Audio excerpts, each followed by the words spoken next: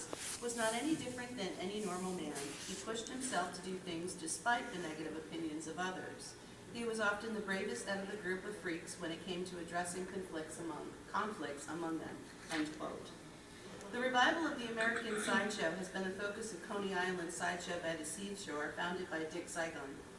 But who still goes to the sideshow? Who's comfortable with the historic term freak?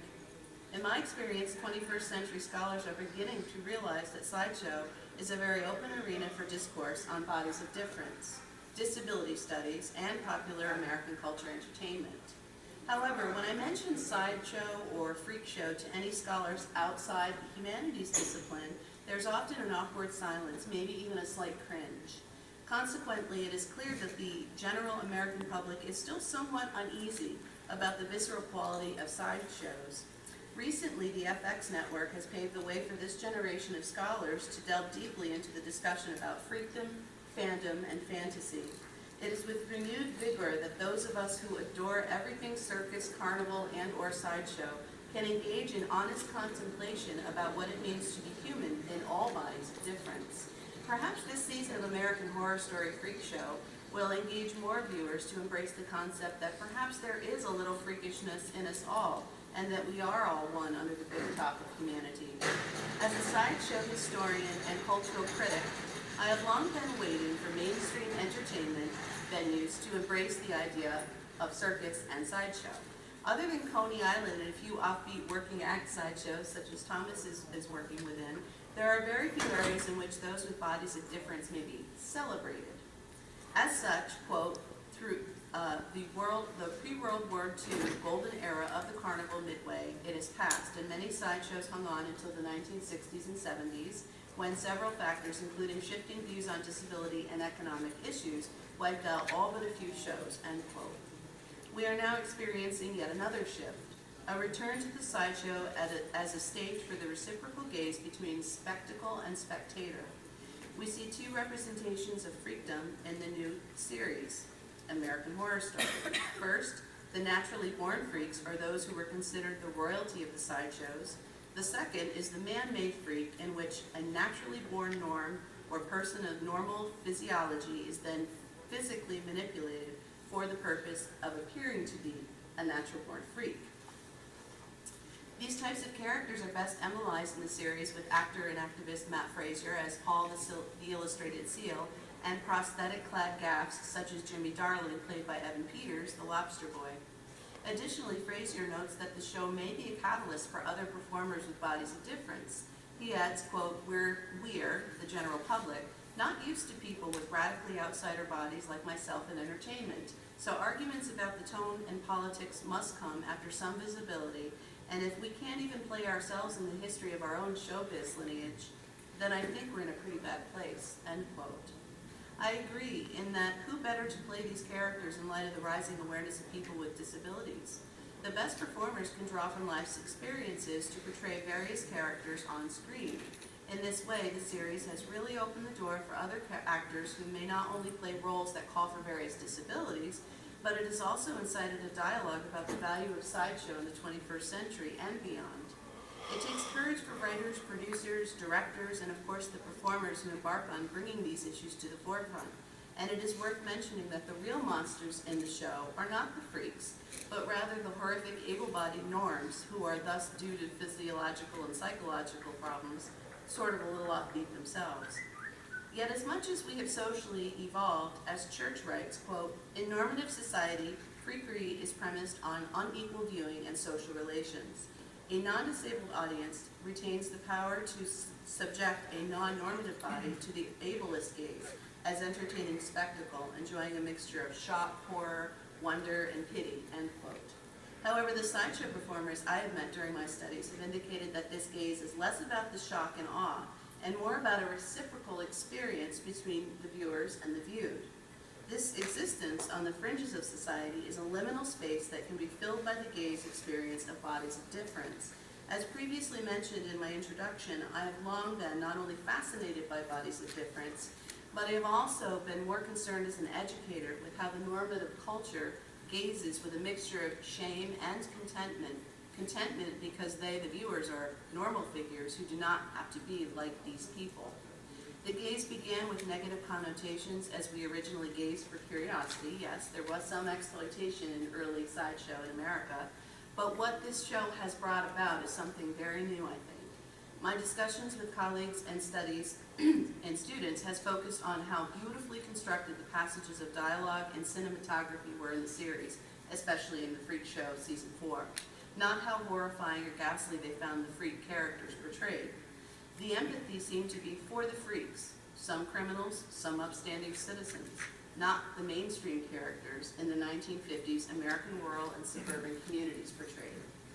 The sense that there is purpose to these kinds of entertainment and to its study, one that focuses on bodies of difference, is that there is much to be done.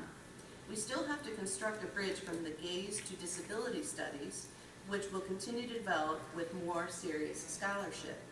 Critic Georgina Cleage agrees with this proposition, in Disabled Students Come Out, as she notes, quote, social evolution seldom follows a smoothly linear path. It can create discomfort and discord. It can raise more questions than it answers, end quote. I know this to be true, as I mentioned with my discussions with colleagues and students. Thanks to this series and its amazing actors and actresses, now we are talking about those areas of discomfort, such as when to view and when to look away, how to socially address those with bodies of difference as lead characters, and how to move forward as more of these kinds of honest, raw storylines continue to grow in popular awareness. In an effort to substantiate my own research, I have asked several individuals from my institution to contribute to the discussion about Matt Fraser's role as Paul the Illustrated Seal in AHS Freak Show. Our Assistant Dean for Grants and Funded Programs, Maureen Sales, who had previously indicated some discomfort in the concept of sideshows in this politically correct culture, offered, quote, my initial reaction to the storyline and casting of American Horror Story Freak Show was concern about exploitation of people who might be classified as, quote, other. Although the plot is lurid, the cast included people who were physically unusual with mainstream actors, provided a window on a group of people that have been exploited in the past. The storyline showed the warmth among the so-called freaks and provided a general audience the opportunity to see humanity of all, and particularly contrast between the behavior of the non-freaks. Films and television provide a chance to learn about others and breaks down barriers to accept these characters and the actors who portray them without feeling unsettled, end quote. For me, this was a monumental shift in her contemplation from our previous discourse. Not only did she view the season in its entirety, but she gained exactly what I hope for all who view sideshow in the 21st century, a sense of agency for the performers, not pity. Similarly, I asked a colleague from another institution to weigh in on his thoughts. William Clough, PhD, an English instructor at Southern West Virginia Community and Technical Community College, contributes, the idea of the freak or freak show label as applied to people with physical deformities is something we as a culture are trained to think of as wrong and insensitive. The setting of the show, of course, is in a time where that was not the case. Still, I fall somewhere between fascination and the spectacle being made of their bodies and the possibility of that as being exploitation, but I remind myself the actors have chosen to be a part of the performance and are thus taking ownership of themselves and the way they are being viewed. Also, the idea that the casual viewer may have missed all the press surrounding the show and not know that some of the actors are, using the show's term, freaks, that they may think that it is a trick of makeup or editing, as is the case with the show's Lobster Boy, Evan Peters, Jimmy Darling. What does that do to the viewing of the show when a viewer isn't aware that the performer isn't in makeup or prosthetics, but that he or she is living with the particular physical deformity in question? Would the viewer be more impressed somehow that the freak can act as well? End quote. It's interesting to note the mixed reaction that is expected from this initial viewing of those bodies of difference on a major television network such as FX. There are echoes between what Sales and Cloud point out, but what is clear in both reactions to the show is that viewers are at least processing these bodies of difference in an insightful manner. What is equally noteworthy is the inclusion of the comment, quote, would the viewer be more impressed somehow that the freak can act as well, end quote. Matt Fraser and I were able to connect for a brief Skype interview in January of 2015, in which he alludes to what Clough has presented. He noted that eventually it would be amazing if those with disabilities were cast as great performers, rather than as performers who happen to be disabled and can act. He also noted that his role as Paul in the series gave him the opportunity to portray a lover, a sexual enterprise that we don't typically see with freaks that are depicted in mainstream society. He does so both with Elsa Mars, played by Jessica Lange, and the Lizard Girl, played by Grace Gummer. And not just a sideshow curiosity in the show. He's actually a visceral lover, he has vigor, and he's just like any other guy in the show. And as one of my current students, Marita Bray, observed, quote, Paul Frazier even loved Penny after her father and had covered her face with tattoos, ultimately defacing her and making her this lizard girl, which supports the notions that individuals who suffer discrimination are more tolerant because they understand how it is to be persecuted for being oneself, end quote. This statement embodies the beauty of the relationship between the freaks, both natural-born and made freaks. Moreover, I was able to garner other responses from past students of mine. Joshua Collins recognized that he is a huge fan of the show and that he was aware of Frazier's sideshow work from a documentary that I had created and shared with my class, Look Upon Me for I Am Lovely, based on Coney Island performers. He shares that, quote, I have some struggles in life just like everybody else, but to me it is how one overcomes those struggles that defines the type of person he or she is, end quote. Collins inquired as to the working relationship of the cast, and in my Skype interview with Frazier, I asked the very same question. I wondered if it was odd performing with made-to-look-like freaks, such as the Lobster Boy, Jimmy Darling, the prosthetics, and given Frazier's real-life physiology. Frazier felt initial concern when he was cast, but it was not an issue on set, as he recalls.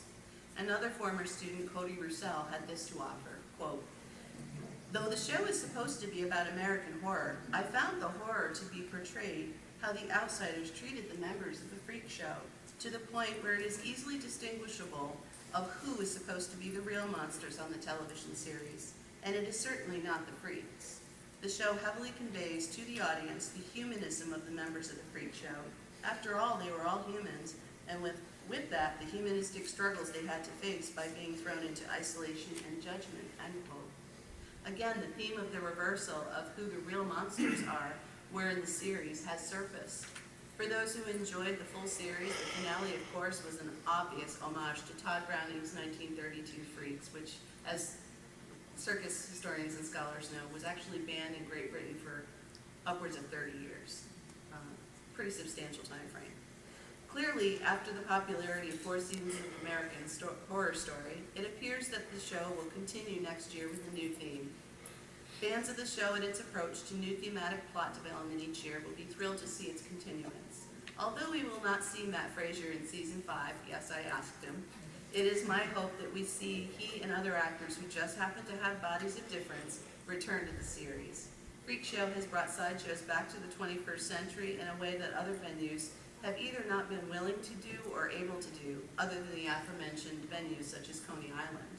The bravery of the writers, the directors, the producers, has opened the door for other discussions about bodies of difference portrayed by those who are not the summation of their physical appearances, but who are also talented, evocative performers who mirror the innovation of the show's creators.